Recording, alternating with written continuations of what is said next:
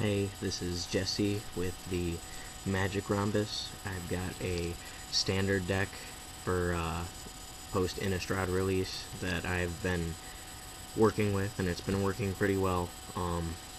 With the sideboard that I'm planning, it actually has a lot of potential to beat Solar Flare, and I know Solar Flare isn't that difficult to beat, but you definitely want to sideboard Surgical Extraction versus that deck because it just gets at it. So I basically made, it's like a blue-white aggro deck, and people in my play group have been calling it Geist Blade because there are Geists of Saint Traft and there are swords, but the main win condition happens with the Mirren Crusader. So, and I'll get further into that, but I'll give you the list right now. So there's 1, 2, 3, 4, 5, 6, 7, 8 islands, and just as a quick note, I got this one really awesome island. Someone altered it for me. I think it's great. So 8 islands. There are 7 planes. And there are, and this is just currently as it stands. I'm still going to make a few changes to the land base once I get more Seachrome coasts. There are 3 Glacial Fortress. There are 4 Moorland Haunts, because if your opponent is really happy with kill spells, you can keep making bodies with these, and it's great. And then I have 2 Seachrome Coast in the main board, so that makes for a total of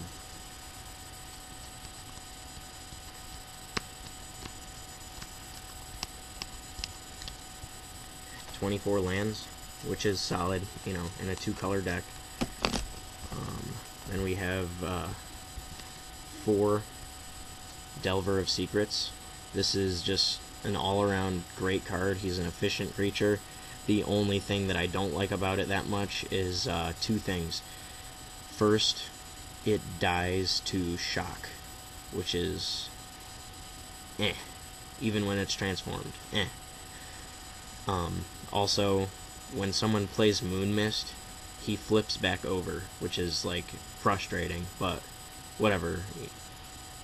Screw werewolves. I have a playset of Ponder, and I love my Lorwyn Ponders. So Ponder's great. You can use it to set up your Delvers for transformation. And of course, you want to go for the playset of Mana Leak, because honestly, it's the only efficient counterspell in the format right now.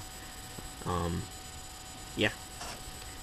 And I got 4 Day of Judgment. You need a board wipe for beating tokens, beating Solar Flare. The board wipe has to be there because sometimes you can't get there with your kill spells, and sometimes like there's too many tokens, you just can't deal with it, so you Day of Judgment. Also, it keeps the spell count up for transforming Delver. Next is 4 Dismember, because it's the kill spell in the format. I realize there's Go for the Throat and there's other little ones, but you know, at the end of the day, this is a 1-drop kill spell, and having a little bit of life gain, which we'll get to, it can really balance this card out, and it's just great. Great. It should be in every deck because it's colorless kill. And we have 4 Geist of Saint Traft, because he's a really efficient creature. I know a lot of people are just like, oh, I'll block him and he's dead. Well, great. Great. So, you know, I'm still dealing 6 damage by turn 4, at least. So, and, you know, you want to kill him, I'll make him into a 1/1 Spirit. He's a very effective 3-drop. Next is a card, I'm very surprised it's not in more decks. There's 4 Mirren Crusader, especially in humans. Like, why isn't this there? He's so good. at, look, 3 CMC. That's it. And you get a 2/2 double strike with protection from 2 relevant colors.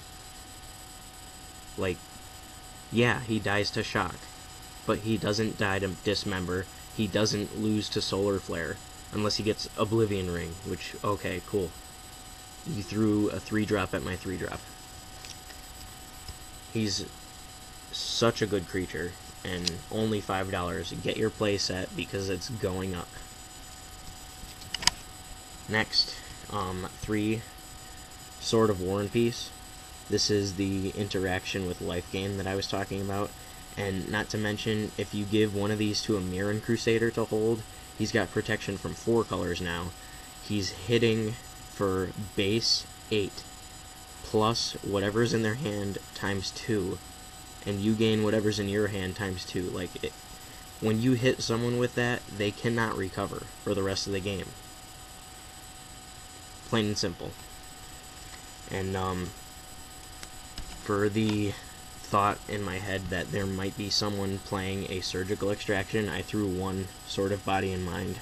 So, and to clarify, I have another Sword of War and Peace. Right, it's not because I don't have a playset, I choose to run this card. And also, it gives Pro Blue for those guys that are like, oh, I'm gonna run Scab Ruinator.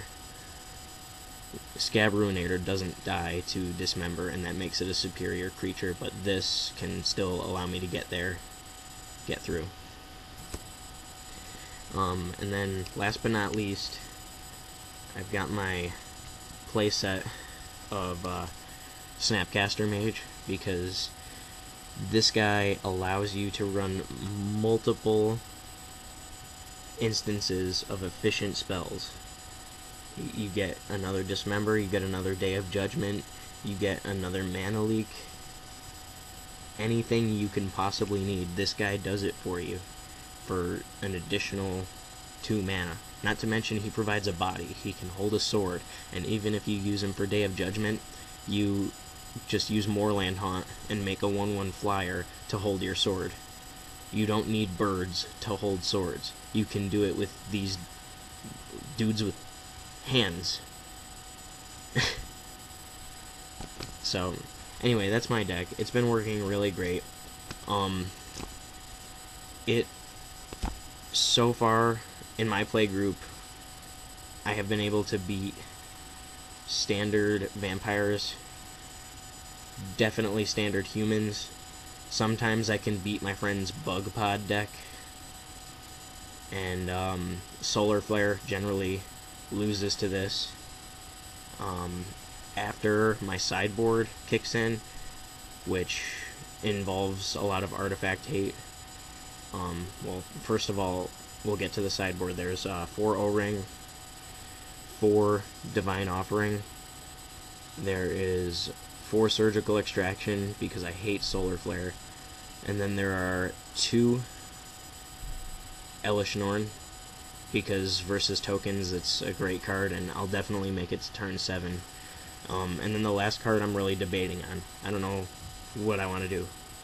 I might throw in a Consecrated Sphinx just cause doesn't get hit by Dismember. I don't know. But for right now, that's the status, and it's a solid deck. It does really well. So if you're interested in giving it a try, if you have any questions, send me a message. I'm really getting back into Standard at this point because Zendikar to